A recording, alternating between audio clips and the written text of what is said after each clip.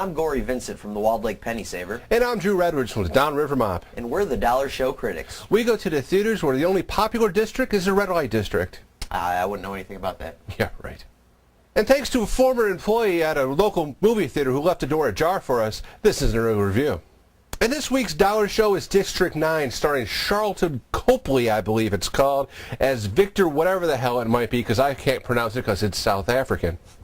Now, this movie starts off in the late part of the 20th century when a big alien craft comes down and just parks itself over Johannesburg in South Africa and just basically sits there for a couple months until the South African government and some other governments come in there and cut their way into the spacecraft. They find the aliens there, and there's like 1 million of them there at that time. They're all sick and dehydrated. So the government there decides to put them into like a little camp there called District 9. And then fast forward 25 years, and people in South Africa and Johannesburg, they really don't like having these aliens here because they pretty much live in slums. So they basically want to move them further away from the population so they don't get pissed off and they can keep them all concentrated. And the person in charge of this relocation is Vicus, that one guy, Copley, whatever his name might be.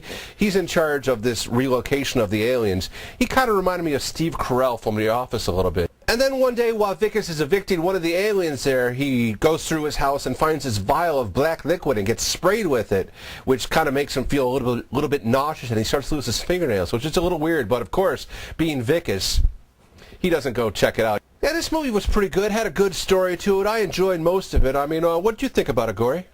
I liked it, Drew. I thought it was a good movie. I mean, there was a lot of hype surrounding this movie. Huge. I will say I didn't think it was quite as the masterpiece of science fiction or and even that original as some of the critics made it out to be. I'll say the first setup of the movie where they talk about the aliens coming, that stuff was really riveting, and I mean they set it up so well. All documentary style too. Exactly. It was kind of shot like a fake documentary, so you bought that these aliens were there, or they look kind of like a cross between like a cockroach and a cockroach with legs. Well, yeah, they call them prawns. That's what they call them. That's the derogatory term. One of the aliens we get to meet, Christopher Johnson, is the name they've given him. He's got a little son. He's kind of actually is the only character to generate sympathy. I think the only problem... It was his son who did it, basically, because he was a cute little pronger. Oh, yeah, exactly. He had the cute little prong. So, Gory, what would you give this movie? Is this worth your dollar?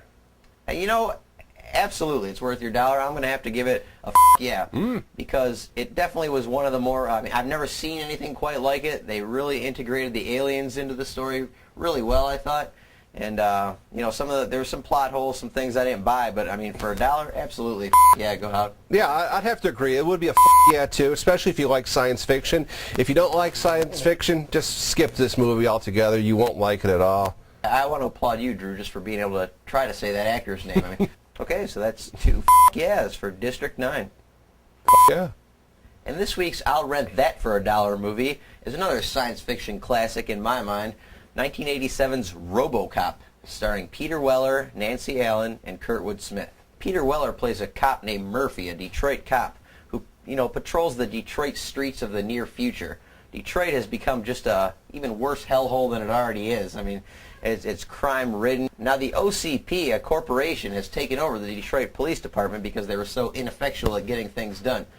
Now, what happens is Peter Weller, as Cop Murphy, gets into some hairy situations in the very beginning of this movie. Very violent scene, by the way, too. Oh, and he basically disturbing almost. Yeah, it is. The level of violence in this movie is definitely high.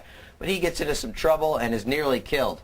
Now, what they do, OCP, is they take his remains and they turn him into Robocop. Half robot, half man, and just all kick-ass Detroit police officer. But his old partner, Nancy Allen, she knows it's really Murphy, and so she kind of ends up bonding with him in a way. Murphy, it's you.